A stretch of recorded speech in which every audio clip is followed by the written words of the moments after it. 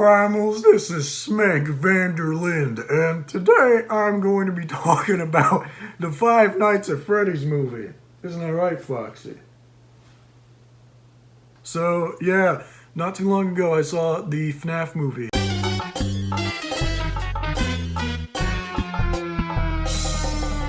This film, when it's entertaining, it's really entertaining. And when it's boring, it's really boring. It's directed by Emma Tammy, which I'm glad she's getting her name out there, because around a year ago I saw her film The Wind and was pleasantly surprised with it. I thought it was pretty good. So I'm glad that an indie director such as Emma Tammy is getting her name out here with a Five Nights at Freddy's film. This movie isn't her best film by any means, and it isn't the best film, but honestly, I didn't expect it to be. In fact, I expected it to be dog shit. However, I was very pleasantly surprised with it. It was better than I expected it to be. However, I wouldn't call it good. It's not like a good movie. I'd say it's more in the lines of, I hate using the word mediocre, but that's honestly the only word I can really think of. And mediocre as a word is seen very negatively. Like if something's mediocre, like if a movie's mediocre, that's the worst thing it could be in my eyes. If a movie's really bad, it still like gets a lot of attention and it's still really memorable because of how bad it is. But honestly, with Five Nights at Freddy's here, it's just downright, literally in the middle between good and bad.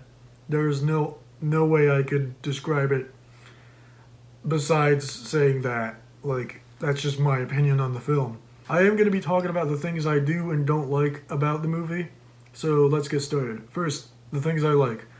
I really like the practical effects and the animatronics. They look amazing. The way the animatronics look, the practical effects, all that, like the set design, all of it, like everything that's practical is done really, really well. Now, let's talk about a complete contrast.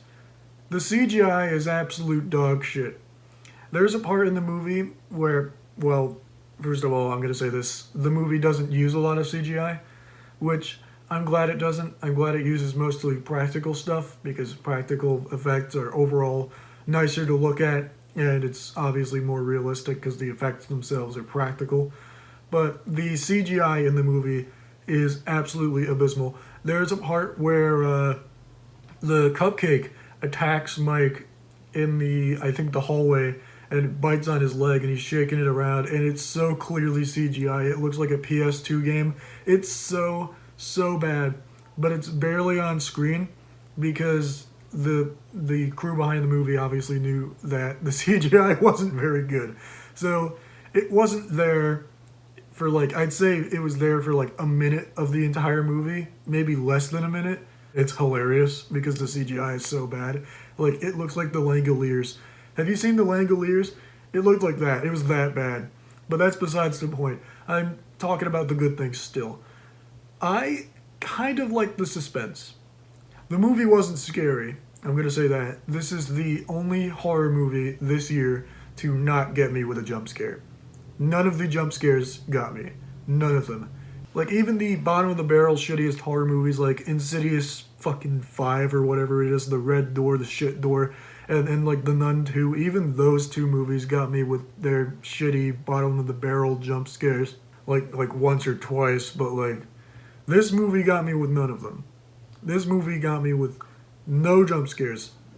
I was not scared while watching this horror movie. And honestly, people forget that Five Nights at Freddy's is supposed to be horror, which essentially that's how I felt in the theater the moment the animatronics started building a fort with the kid, which is a very wholesome moment.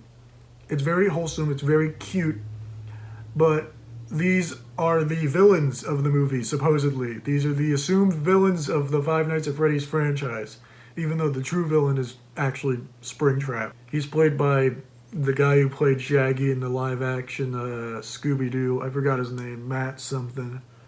Matthew Lillard. I think the third act is the worst part of the movie. It is so bad. The first two acts are okay. The first act is genuinely good. The second act is honestly okay, but the third act, Jesus Christ, the third act is so bad. It is so bad.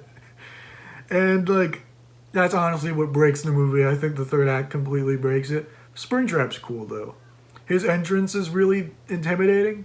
And speaking of that, there's the music that plays during his entrance. The music in the film is spectacular. I'd say arguably the best thing about this film is its music from the Newton brothers. Overall, this movie is a 5 out of 10. I'm putting it on the smack scale here with a 5 out of 10. There's plenty of great things about it, but there's also plenty of shitty things, and it balances out perfectly.